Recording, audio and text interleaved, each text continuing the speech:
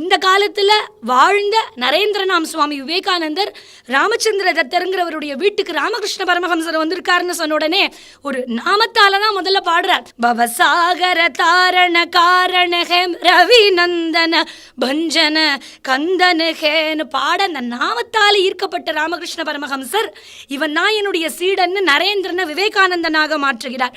மொழியும் சமயம் அனைத்தினுக்கும் முதல்வா முத்தம் தருகவே. பகழிக்கூத்தருடைய திருச்செந்தூர் பிள்ளை தமிழுக்கு முருகனே ஓடி வந்து திருச்செந்தூர் கோவில்ல சாத்தின ரத்ன பதக்கத்தை கொண்டு வந்து போட்டான். ஊத்துக்காடு கோவில்ல ஈசான்ய மூலையில துளசி மாடத்துக்கு பக்கத்துல இந்த குழந்தை ஊத்துக்காடு வெங்கடகவி உட்கார்ந்த போது அந்த நாமத்துக்கு கட்டுப்பட்டு கிருஷ்ணனே ஓடி வரார்.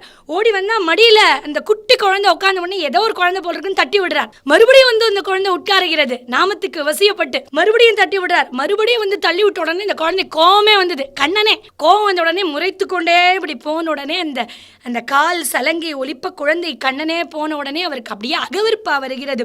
புனல் வெள்ள பெருவெள்ள தமிழ்னு பாடி அற்புதமான பெருமை கிடைச்சது. இப்படி நடுவர் அவர்களே, நாமத்தை சொல்லி முடிக்கவே முடியாது. இனி எல்லா தெய்வத்தையும் பார்த்தாச்சு. எந்த மலை சேவித்தாலும் தங்கமலை வைபோகம் எங்கேயும் நான் கண்டதில்லையே.